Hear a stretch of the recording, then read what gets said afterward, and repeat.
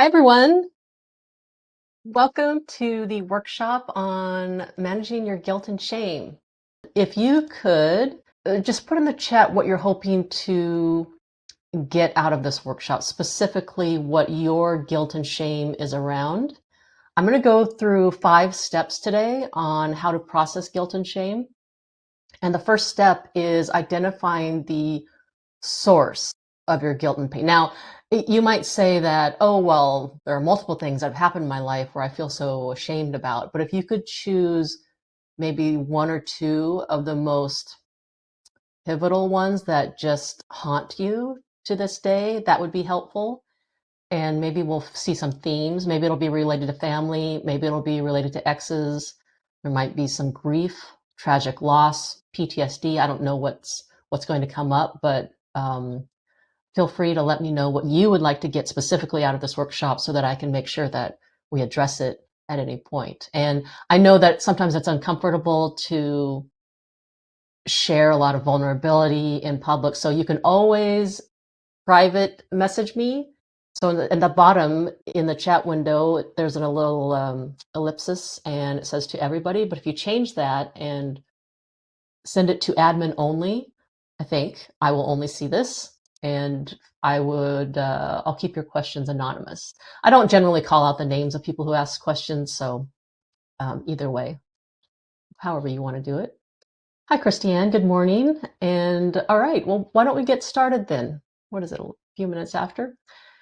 Okay, so guilt and shame, it might be helpful to just make sure we're all on the same page by defining the terms.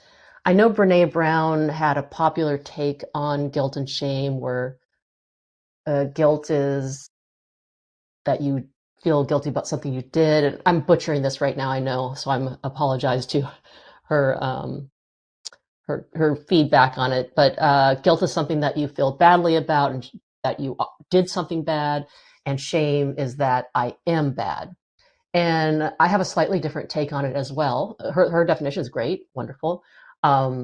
I think of guilt as disappointing yourself. So you had some personal standard, some personal maybe morality, some value system that you did not live up to, and you feel bad about that.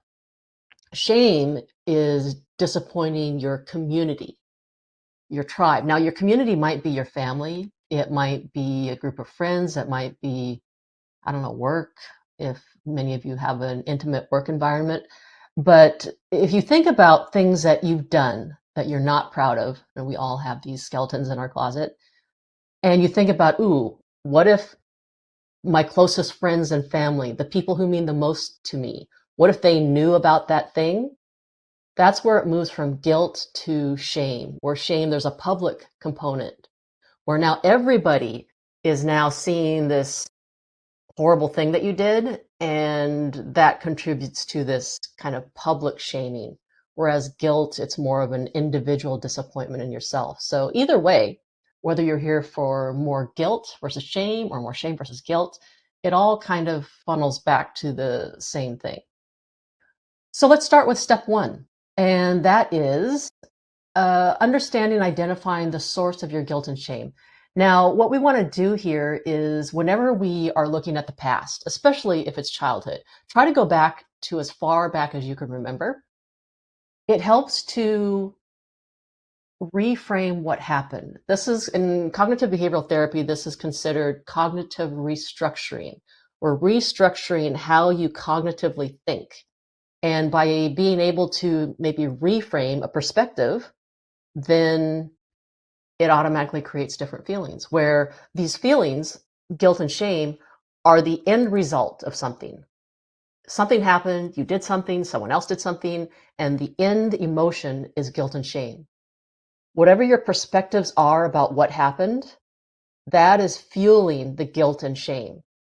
So if we can reframe, cognitively restructure your perspectives of what happened, then it lessens the guilt and shame. Getting different perspectives, hearing empathy, being understood, all of that helps to lessen guilt and shame. So if you feel comfortable, if you could share in the chat, just so that I can help you give some feedback.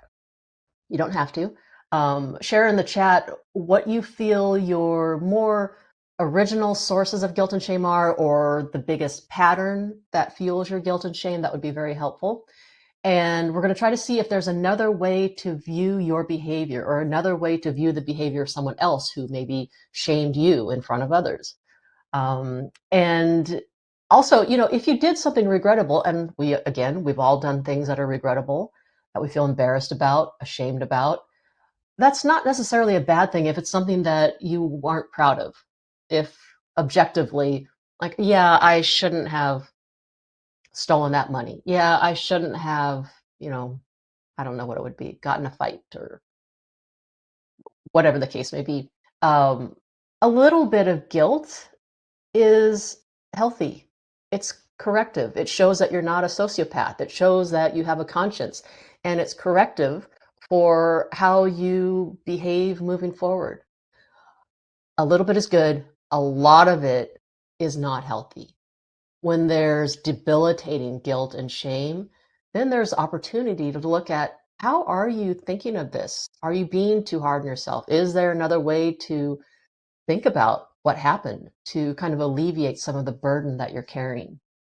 So let me go to the chat and see if anyone's sharing things. Let's see. How to reconcile my imperfect role as a parent. Every parent feels like they are failing their children. They feel they're messing their children up, that they're screwing up these children, that these children are going to be, you should start a therapy fund for the child, by the time they're 3, because you're just doing such a horrible job. And just as a general rule, I encourage you to find support in that, where if it's just, your girlfriends, if it's online parenting support groups. I actually like Reddit threads. There are so many of them, and chances are you can find a thread that talks about parenting, talks about the guilt of being a mother, talks about regrettable things. Maybe you did lose your temper, or maybe there's been something where boundaries were crossed in a way that you're ashamed of, or whatever the case may be. Let it all be learning lessons. But this feeling of, being imperfect, let's look at that. How do you define perfect? What is a perfect parent? If you were to elaborate on that, because the premise of what you're saying is that mothers need to be perfect, that you're not allowed to be human, you're not allowed to make mistakes, that, things that you do are just unforgivable, that there's no way for you to reconcile and repair things with your children. Let's say you do something regrettable. That is totally on your shoulders. You're saying that there's no way to repair that with another person, with your child at some point. So, when people use the word imperfect, I would guess that you use the word imperfect in other areas of your life as well. And this whole mantra of I need to be perfect, let's look at that as a bigger overarching theme in your life of, how do people get to this point of I need to be perfect about everything, otherwise, I'm just not a good person. Again, the premise is that we're not allowed to make mistakes, we're not allowed to grow and learn, we're not, there's just so little, I don't know, wiggle room for us to be human. So where did this idea and the standard of perfection get seated? And next, my guilt and shame stems from criticism from my parents, not feeling I was ever enough, being caught or getting in trouble. Yeah, I mean, that's a huge one, where, you know, this feeling of never being enough, never being good enough, never quite making the mark with your parents. Parents, I don't know, if you, this particular person, what cultural values your parents came from. A lot of Asian cultures, that's very like by the book. You have this parenting handbook, and you will get, you will perform well, you will be successful. Emotions, don't be silly. Stop talking about your feelings. And reminds me of the joke, like what's an A minus to an Asian, and or again, I'm butchering butchering the joke, but basically an A minus is an Asian F. So, there's just what are the cultural expectations? What are the ways culturally that people parent? And is it possible that your parents actually were being fueled from this, I don't know, this motivation of what they think is being a good parent? To them, what is being a good parent? It's, correcting, criticizing, not praising too much because then they'll get proud, the children. So, but whatever the case may be, you're still left with this feeling of not being good enough. When you're caught and then getting in trouble, oh, that's even the worst, because now you're solidifying this idea that, oh, maybe I'm not a good person. Oh, yep, it's confirmed. I am a bad person. So, what you can do with this is if you look at, and it would be helpful if you could include specific situations, maybe things that you feel really ashamed about, and share them, just so that we can get some perspective on what a reframe might be. Because whether it's imperfection, whether it's, I could never do anything right around my parents, there's an opportunity as an adult to start to learn forgiveness. And we'll get into that. That's actually related to the last step, the fifth step, forgiveness. There's a lot related to acceptance of self, a lot related to grace and mercy and understanding and patience. And if all of these concepts seem foreign or a little bit idealistic, I encourage you to be open minded to the idea of allowing these elements into your life, because all of us need some grace. All of us need some mercy. All of us need someone who can be patient with us.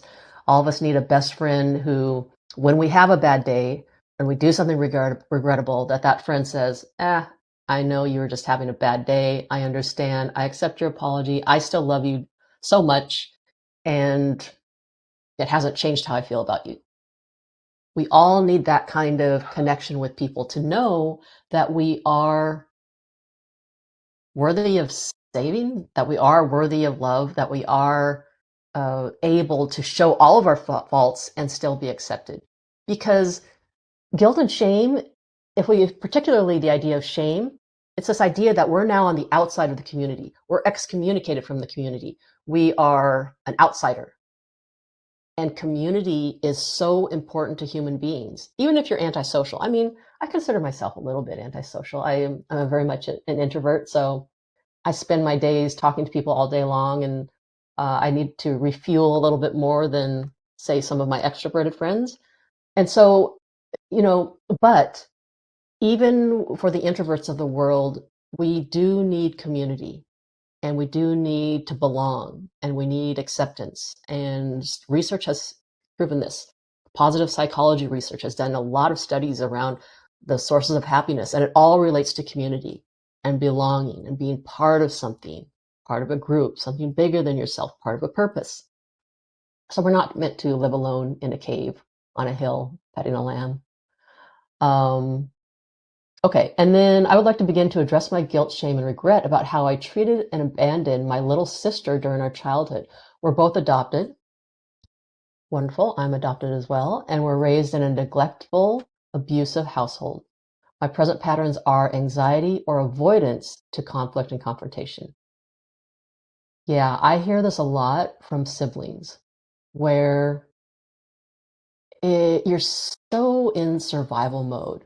You're so just trying to get through every day. And then at some point, maybe one of you finds the light of day, gets some momentum, and is able to leave the abusive home.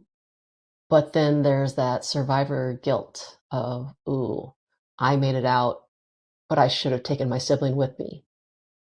And understand that that is a normal reaction. and it's okay to feel badly about that. But if you look at what should you have done, sometimes that whole idea of needing to put the oxygen mask on us before we can help others really holds true. And if you can, like you're doing now, really addressing all of the heartache and the effects of living in an abusive home and healing yourself and finding forgiveness for yourself and acceptance and finding ways to pick up the pieces and be resilient and move forward, that version of you can then go back and help your sibling, help your sister, because I imagine both of you are struggling a lot from having that home environment. So I get it. I have a lot of shame of abandoning your sister, but what were you supposed to do? This idea that we all do the best we can do in any given day is something it sounds cliche, but I encourage you all to really take that to heart. And the proof that you, to this person in particular, that you did the best you could on every day of your life was, did you ever wake up and say, you know what, like, I am just going to think about myself and like, screw my sister. I don't care about my sister. Like, she's on her own. I'm just trying to save myself. Like, that you didn't care about your sister. No, I'm sure that decision to move was gut wrenching and created a lot of inner conflict and inner turmoil. So you never woke up with that intention of, I don't care about my sister. I could do better. What's better? That you had to stay in and endure the abuse, that both of you were abused? What's better? In my opinion, better is being able to save yourself, develop tools, develop healing, put that oxygen mask on yourself, and go back and pay it forward and help her. Because you two need each other. And maybe things are not good between you now. I don't know if there's any sort of estrangement as a result of this, but yeah. So, that's addressing the sister part of, it's okay to feel guilt and shame. It's okay to feel sad about that. It's okay. Just try not to let it debilitate you. Try to let it be corrective. Try to let it be motivating to heal yourself and then go back into that situation with your sister, not necessarily your parents, but your sister, to try to help her as best you can. But I think you made the best choice that you could in an impossible situation. Now, when you talk about your present patterns of anxiety or avoidance to conflict and confrontation, I mean, I don't know if someone is abused and criticized and berated their whole life. Again, put yourself in the mind of a child, and that child is confused and fearful, but yet there's this person who's supposed to be a loving parent. It's just so confusing for a child when a parent turns on you. It's so confusing. And then there's no repair. We talked earlier about I'm not that great of a parent. It's like every parent has a bad day, but can you just repair that with a child to help alleviate that confusion, and explain what it means to be a human, explain how you care so much about them, explain and demonstrate that you love them so much and give them that security. So if you don't have that and you're raised in this neglectful, okay, so if they are with you, they're abusing you. If they aren't with you, then they're just like neglecting you and not caring about your emotions. That's so traumatic for a child. So now you're criticizing yourself for being so avoidant of conflict. I think that's warranted. Of course you're going to avoid conflict. Why throw yourself back into the frying pan? Out of the frying pan into the fire. So the goal for you long term is to start to come into self-acceptance, but find people, and this is tough. This is easier said than done. Like, it's difficult. It takes a little bit of effort. It takes a little bit of trial and error to find people who are mature enough, who are processed enough in their stuff, so that you're both not just like having trauma responses with each other and being triggered by each other, but someone who's a little bit grounded, maybe a mentor or someone, and they're out there if you're seeking it, and to start to rebuild trust, where if you have a little bit of conflict, that then it can be repaired. This is the evidence that you're lacking, is that it's possible to repair after conflict in a safe way. Because in the past, conflict meant you're going to lose 10 out of 10 times.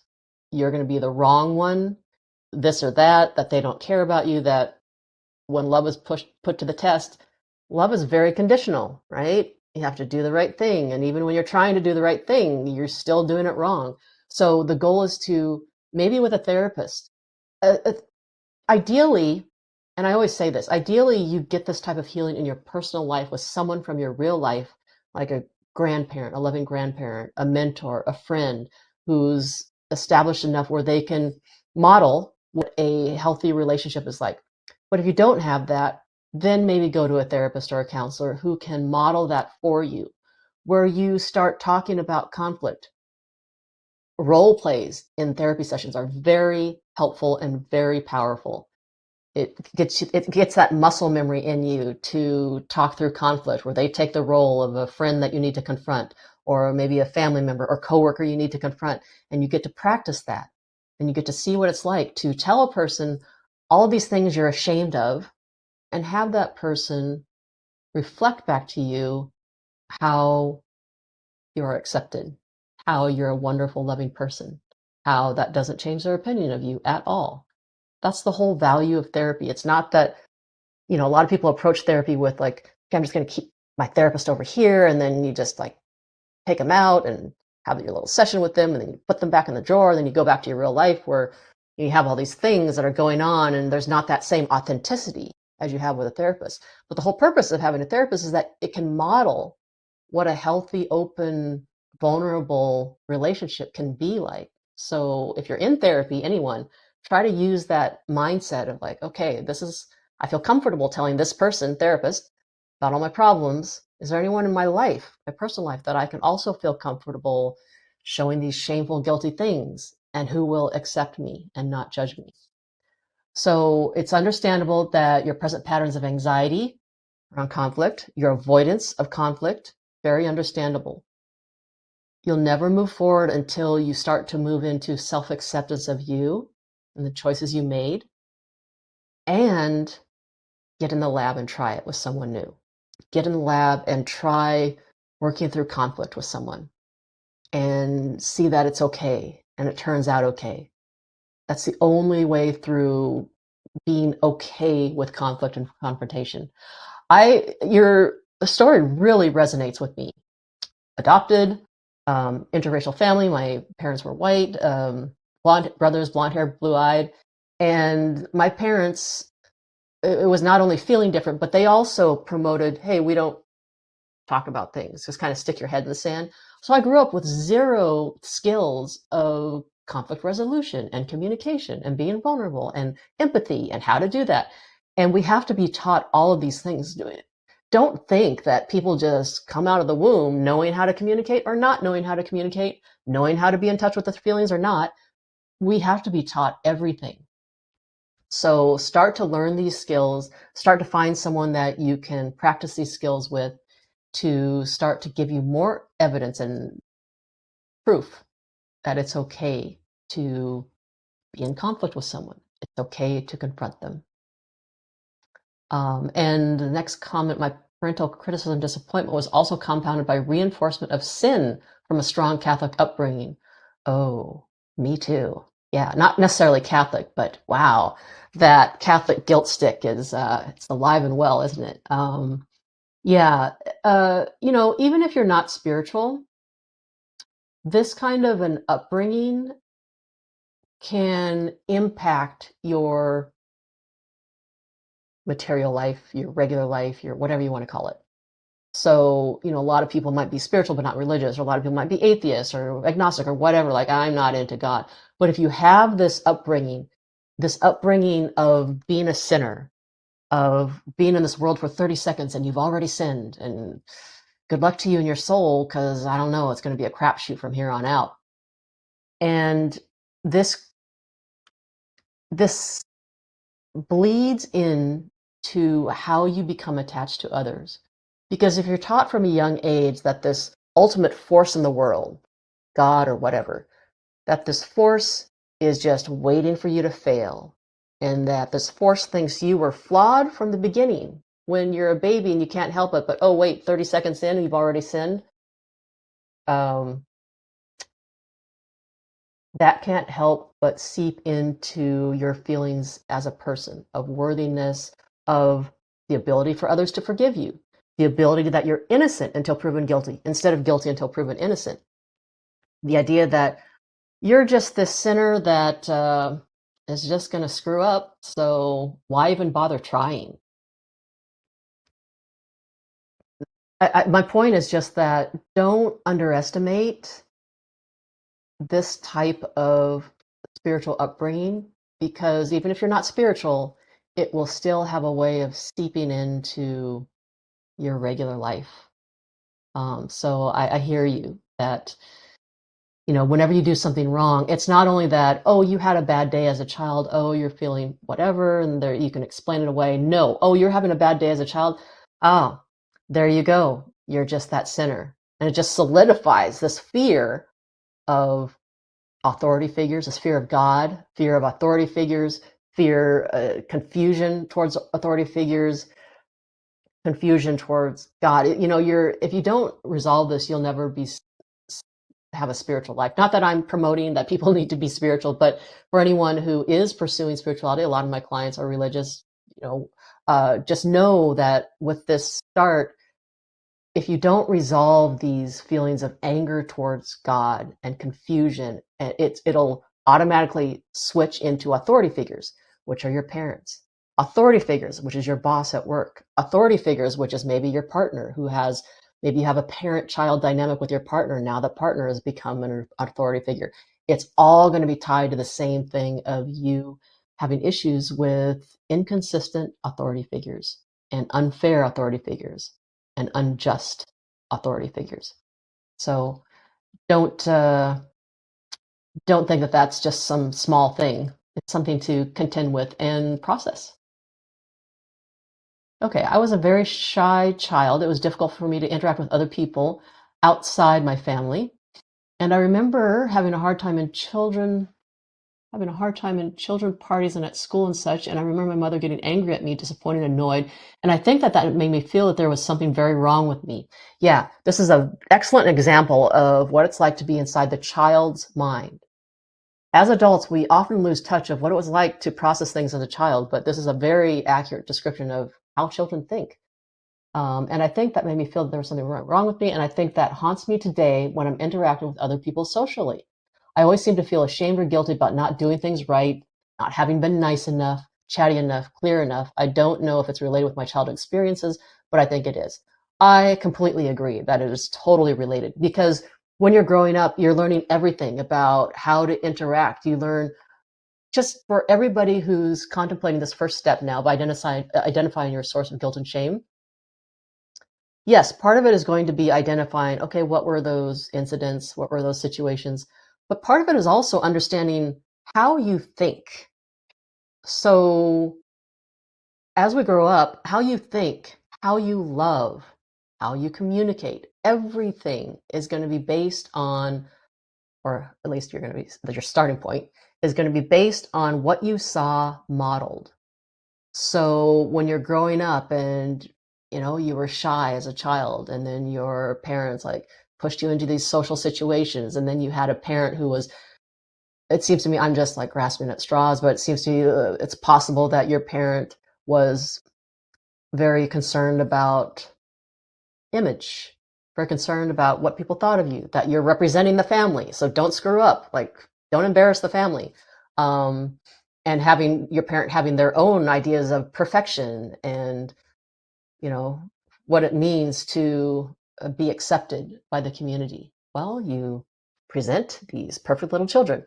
So, your mother getting angry at you and correcting you all the time and all this, and then you as a child, you learn to assume that you are wrong. You learn that, okay, I'm probably doing something wrong. What am I doing wrong? You learn to not trust yourself. Oh, there's a situation. Can someone just tell me how to do it right? I would prefer that someone just tell me how to do it right. When you get into social situations like friends, what do you want to do? How do you want to do it? You start to lose your identity completely, especially in a romantic relationship where you're just looking to them to tell you how to do it right so that you can fall in line with what their expectations are and then not have so much criticism. So this all contributes to guilt and shame of, oh, you did something wrong back then, and that was just the most horrible thing in the world, and you're inherently flawed. Maybe you're a sinner if that's in your background. So now it's like, if you're inherently flawed, if you grow up believing you are inherently flawed, why would you have hope that you can change?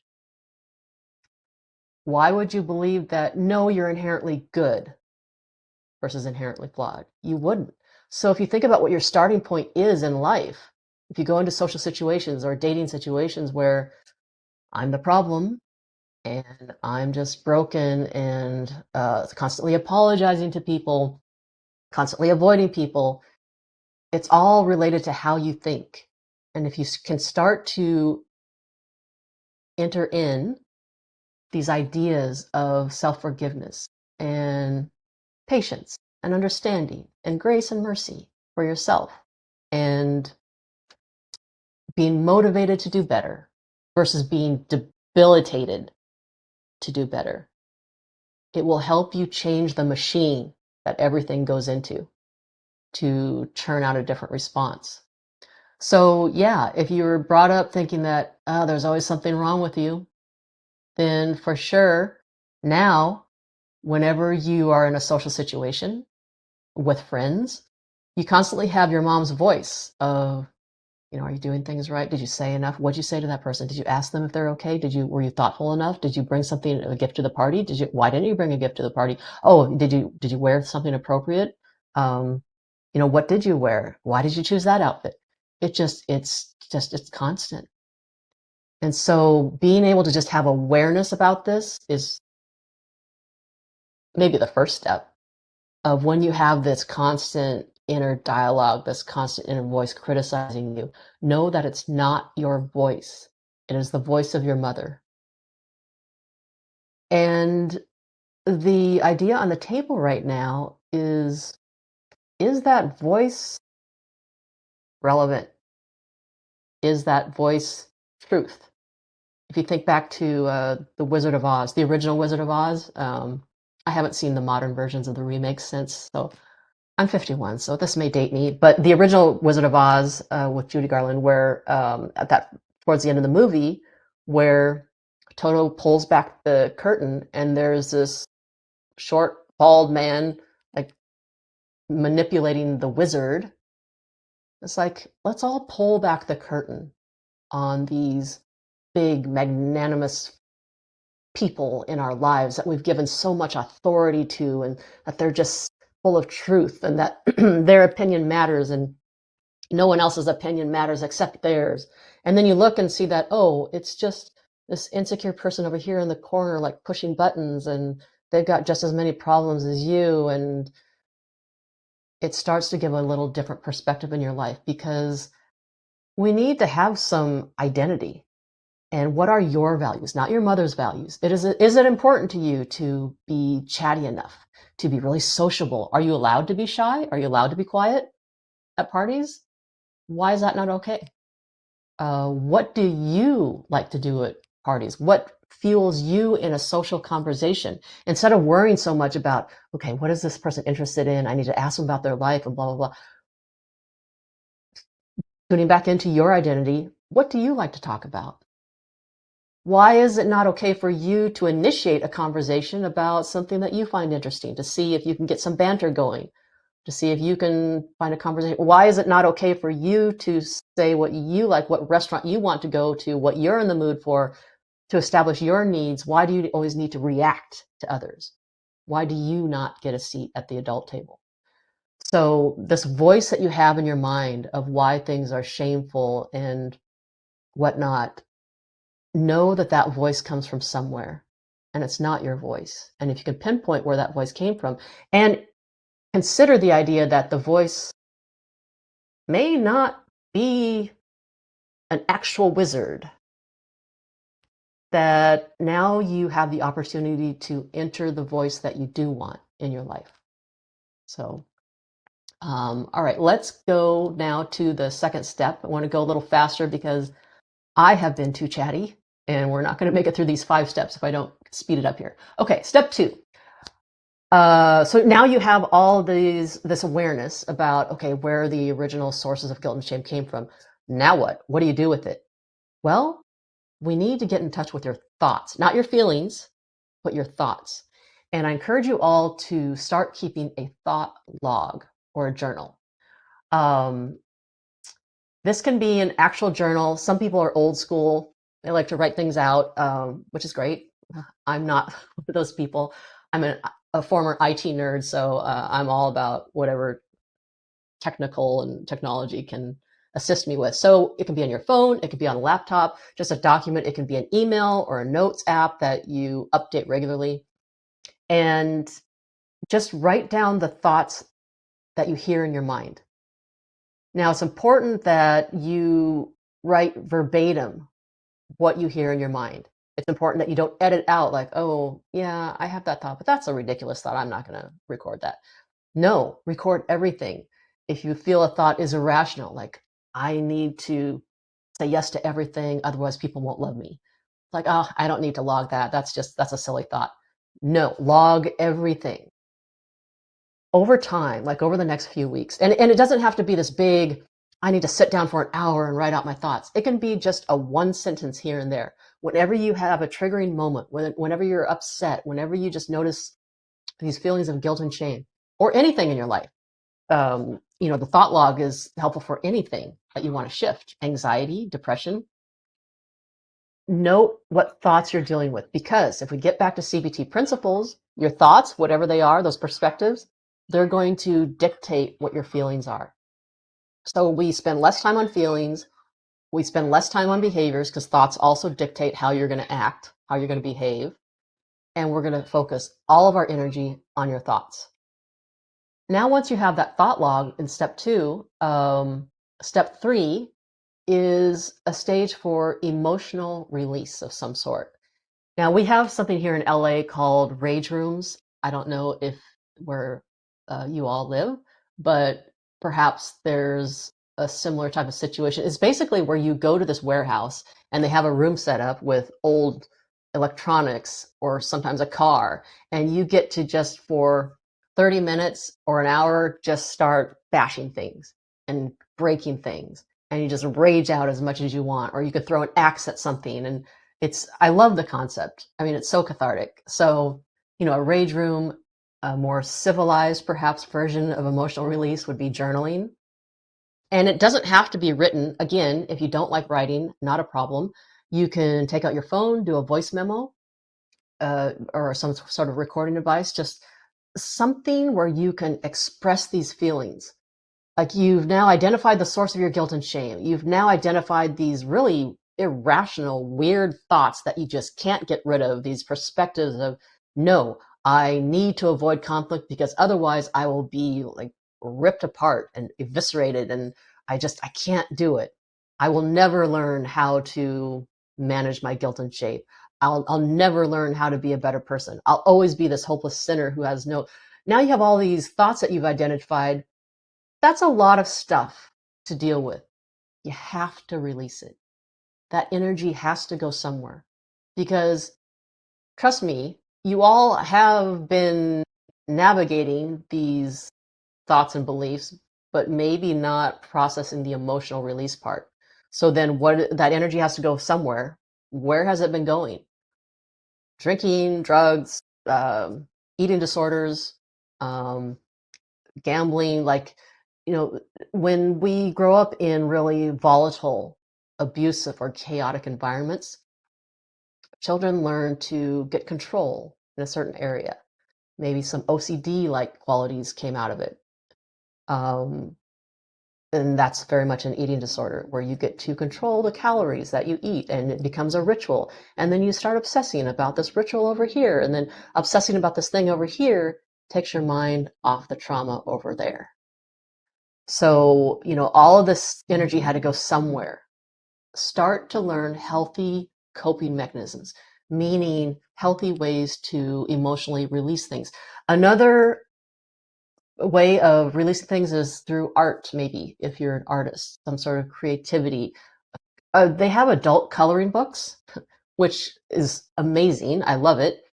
Where, sure, it can be kind of meditative, but it can also be like just, it helps you be mindful. It helps you like think about things while you're also processing things. Dance, music, also good methods of emotional release. And also, the most obvious one is talking about it. Sure, you could talk about it in a voice memo to yourself if you don't feel comfortable or don't have an option to talk to someone else about it. But some way of talking to a friend, some way of, even if you don't feel comfortable showing everything that's in your closet about what you feel ashamed about, if you can just pick out a small snippet of what your shame is. Everybody, I'm assuming everybody has at least one friend that, if you think about, okay, if I'm going to share something with someone that I've never shared with anyone before, and think of an aspect of that pain that you could possibly share. Right now, we're kind of developing something, an experiment you could do in the lab, okay? What's a more tame version that I could share with this person? Okay, who's the person in my life that I think I could share this with? Then go out and do it. Just, you don't have to share the whole thing, but if you can share a controlled, smaller version of that thing and see what they do with that information. We need to be really discerning about who we are vulnerable with. And one way to do that is to dip your toe in the water. Don't dive right into the deep end with someone because you don't know if they're going to be able to hold space for you.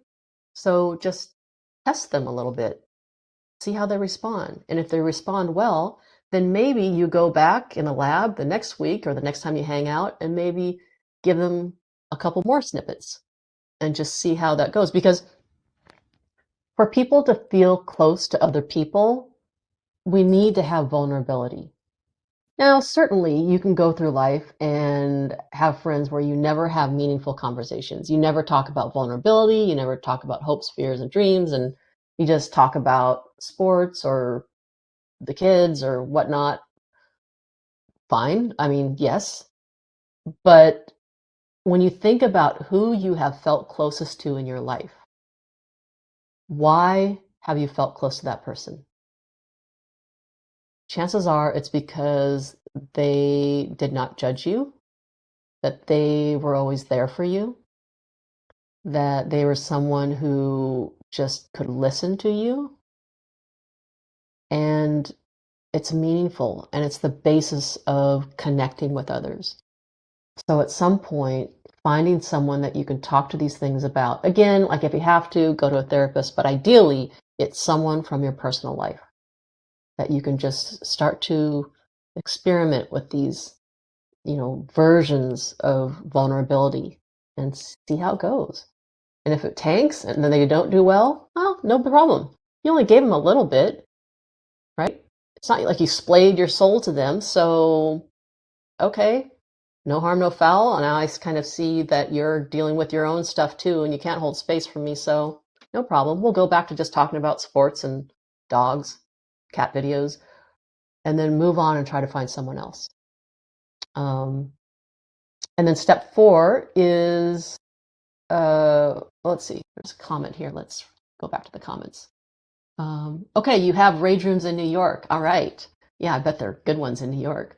Okay, and it's hard to externalize these thoughts of guilt and shame for fear of them being exposed and used against me. Ooh, yeah, weaponized. Really good point. This is why it's so important to be discerning about who you open up to. We're not supposed to open up to everyone in our lives because most people, I don't know, maybe I shouldn't say most, many people will not be able to handle it.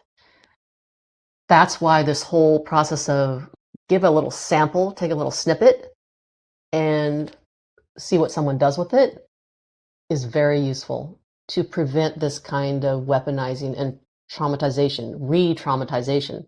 So if you find yourself being the type who just like overshares before knowing someone well enough to know if they can handle it, that's something to work on regulating. because most people, when they hear experiences of trauma, they're going to get their own traumatic trigger. And the fact that they can't hold space for you or weaponize it against you is really less about you and more of how they deal with their stuff.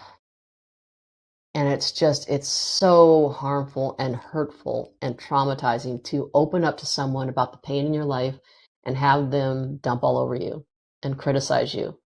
And just kind of reinforces the fact that you're this shameful person.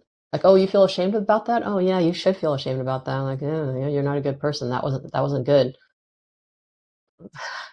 Like, okay, um, it, you just want to be really discerning about who you open up to, because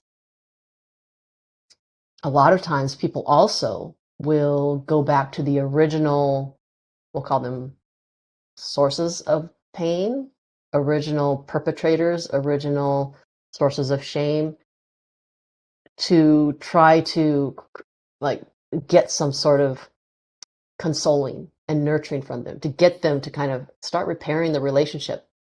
And that is a huge mistake, to go back to family members who were the original sources of your pain. If they haven't done any personal work and they're not in a space to hear you, do not go back to them trying to seek a different outcome.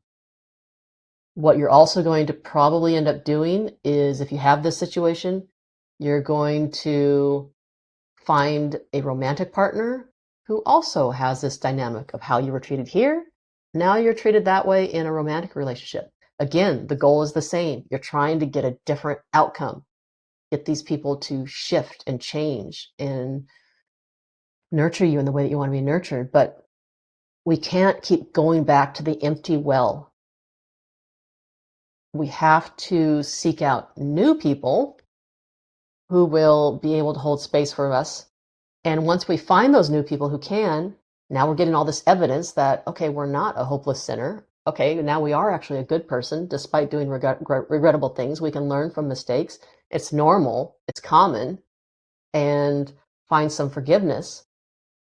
But the thing, what most people do, if they haven't worked through a lot of their trauma, is they'll keep going back to here and here. And when they get people who can actually hold space for them, it's like, oh, I don't know, I feel like such a burden. I feel so embarrassed talking about myself all the time. I just like, I don't want to, yeah, I know they listen to me, but it's too much. So I'm going to go back over here and here, where I know that I'm more comfortable in being berated. It sounds weird, but it's familiar, and it's like you're more comfortable being shamed, less comfortable with being cared for. And you have to just kind of force yourself to stay in those situations and not judge these people as, oh, they're kind of boring. Yeah, they always ask me about my feelings, but I don't know. I don't want to always talk about my feelings. Yeah, you do want to talk about your feelings. How do I know? Because you're always talking about your feelings with these people over here. So be very careful about, if you're meeting new people who are really a different kind of person than here and here, to control and regulate how you judge them, control and regulate how you're quick to dismiss them, devalue them. Because yeah, going back here where they're going to weaponize it against you, those are people who they're just drowning in their own stuff, in their own trauma, and you can't keep going back to them. It'll just keep perpetuating the damage, the emotional damage. So yeah, and to know that there are people in this world up here who will not weaponize your vulnerabilities against you, and they do exist. So, but it's hard to get over that when that's happened in your life. Okay, and then step 4 of mindfulness is, so you've identified the sources of pain, you've identified your negative thoughts, limiting beliefs, you've had some emotional processing, and that's not just a one and done situation. That's your constantly emotional expression, emotional release, just to keep talking about it and processing it. Now, what do? This is where the mindfulness step comes in, where now that you have more awareness of where these things actually come from, and it may not be your really triggering partner, it may not be your triggering best friend who did this to me, 2 months ago.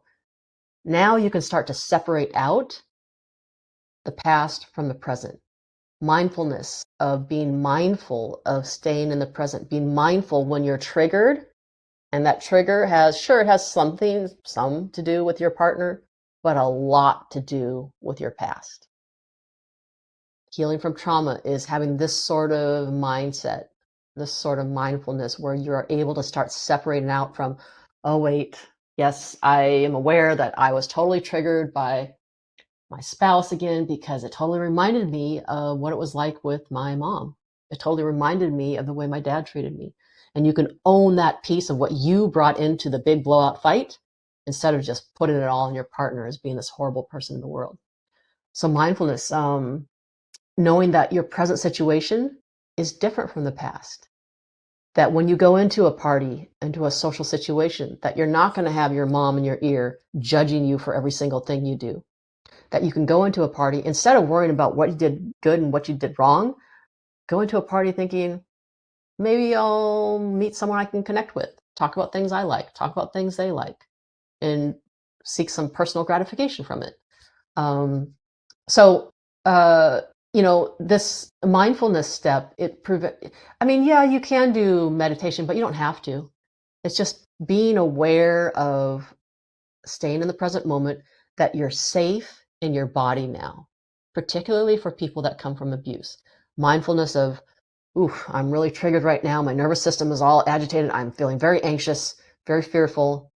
Wait a minute. Having those breathing exercises, having, maybe progressive muscle relaxation, having situations where you can, count 5 things in the room to kind of ground yourself, with soothing, using the 5 senses for soothing. What's something you like to taste or eat? What's something you like to look at? What's something you like to hear and listen to? Like the 5 senses. That's another way for, I know I'm going really quickly. I'm trying to let you all leave on time. So, mindfulness, all these ways that you can soothe yourself when you're in these triggers, to remind yourself that, oh, wait, I'm safe in my body. I don't have to fear for my life. I can actually leave this situation or the room or whatever if I need to. That you have agency, that you can protect yourself now. And that will help to start to separate out and prevent rumination of what happened in the past, because that's what happens all the time, is we ruminate on things that happen and we replay it over and over. And how could you be so stupid? And how could you do this? And like, you're not supposed to do this. And like, how is that helpful to you? How is that nurturing and loving to you? Why do you need to replay past memories over and over? Who is driving that whipping chain? It's just not necessary to be so cruel to yourself. So redirection is your friend when it comes to mindfulness. If you get into those patterns, cycles of replaying things over and over, to redirect yourself to watching a movie, to going for a walk, to this whole pattern interrupt. When your mind starts cycling, I call it doing a pattern interrupt of saying, whoa, wait a minute. No, I'm not going to keep ruminating on what I did wrong. I'm going to go into cognitive restructuring. I'm going to go into what I did right. How can I find self-acceptance in this situation? How can I find, lessons learned from this situation? How can I find evidence that I am a really good person? How can I find evidence that I'm very resilient despite such a traumatic upbringing? And then the final step is forgiveness of self. Now, people have issues with forgiveness. I'm not going to talk a lot today about forgiving others. It'll just take too much time. So I really want to focus on forgiveness of self, because we're talking about guilt and shame. We're talking about your relationship with yourself. Sure, you might have had that parent, that mother who was in your ear and telling you why you should feel so ashamed your whole life, but she's not here right now. All you're left with are these people who are taking up space in your mind. And this whole process of forgiveness of self, what's helpful is to first define forgiveness. Forgiveness is not accepting what you did, um, approving what you did, condoning, letting you off the hook, like, oh, killed someone and now you just don't worry about it. You don't have to pay anything for that. Like, it's not any of those things. Forgiveness is more a process. It's not just, okay, I need to reach the step of forgiveness and then I'm done. Forgiveness is layer after layer of having understanding for yourself. So we get back to that cognitive restructuring, the reframing of what happened in the past. It's understanding. Forgiveness is patience with yourself. Like, okay, so maybe you're not there today, but you might get a little closer to your goal of self-forgiveness by tomorrow. Forgiveness is coming to acceptance of who you were as a child. Let's keep stressing that you were children. Let's keep stressing that as children, it was not your fault. It was not your fault. And all the guilt and shame that we carry as children when accountability should be put on the parents and the caregivers, not the child. To really integrate this idea that it wasn't your fault, that you were conditioned. And any person in your position, any person with your past would come out the exact same way, would be conditioned in that same way. So the fact that you are crippled with anxiety, or you have social anxiety, or you are super afraid of confrontation, that's okay. It's okay to have that be where you're at today. Because if we understand your past, of course this is how you would be. It's logical. We're all logical beings. So, for just coming into acceptance of why you are the way you are today, and acceptance of who those family members were from the past, to focus on what you can control. You can control your thoughts.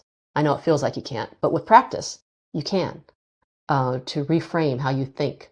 And it involves constant back and forth. When you hear those limiting beliefs, then to go back to the reframe machine and to enter a different perspective. To constantly, it's called challenging your thoughts. And to keep just challenging your thoughts until the new thoughts recondition you. And now you're conditioned in a different way, to think differently about yourself. You can totally recondition yourself. It took decades to condition you the way you are now. It's reasonable. It might take a minute or two, to recondition you from that, but it is totally possible. What will also help with forgiveness of self is it okay for a child to make mistakes? Is it okay for you as an adult to make mistakes? Why is it not okay for you to make mistakes? Do you know anyone in your life who never makes mistakes?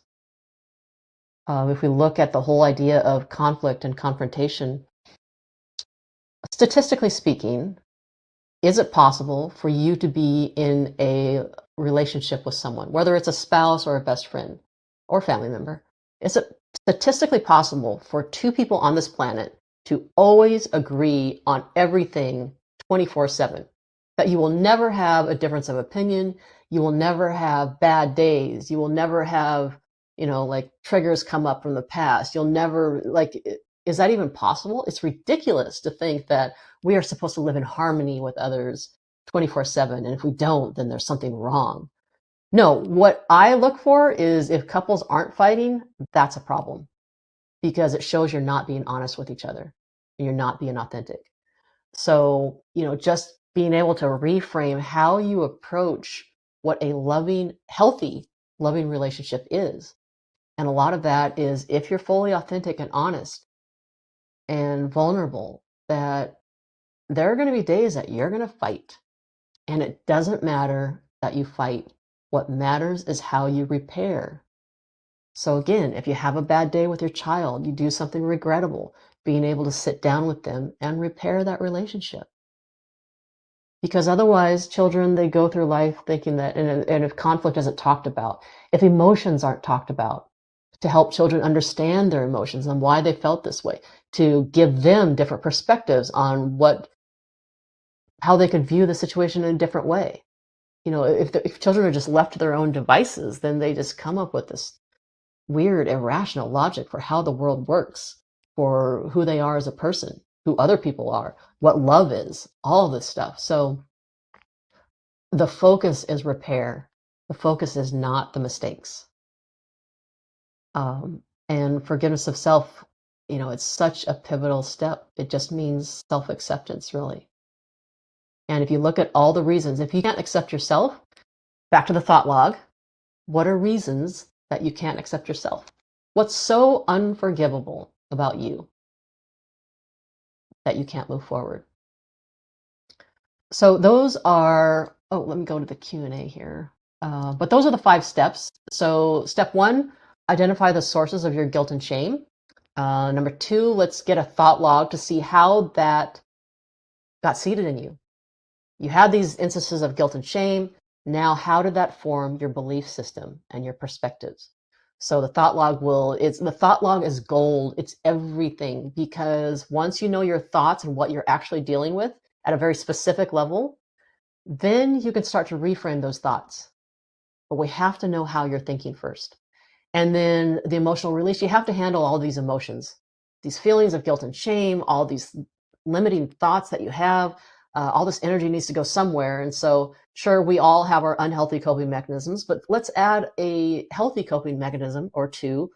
Find a rage room, find a best friend you can talk to, start making voice memos to yourself about what you're pissed off about, what you're sad about. Start just releasing the energy. Otherwise, that energy is just going to stay in you, and it's just going to be percolating, and it's just going to get poked one day, and then you blow up at someone, and then they're wondering, like, why are you blowing up at me, or whatever. And it's just that energy has to go somewhere, or it can show up in somatic ways where you then have a lot of illness or later in life, and I won't get into that, but that energy just has to go somewhere. So find some emotional release. Number 3. Number 4, mindfulness of being able to remind yourself that you're safe in the present, that you have advocacy. You can advocate for yourself. You can get to a safe place. You're safe in your body to separate out the trauma from your past. Own your accountability and triggers from the past for what you bring into any disagreement and conflict. And be more mindful that your mom is no longer in the room. You're your own person. Who do you want that person to be? And the 5th step of forgiveness of self, knowing that if you forgive yourself, you're not condoning everything that you did. You're not approving of it. But can you have some patience and understanding for yourself? Can you have some acceptance of why you would have done things as a child like that? Is it understandable? We're constantly seeking understanding and empathy from others, but if we can't give that to ourselves, how are we going to receive that from others? It won't be believable to us.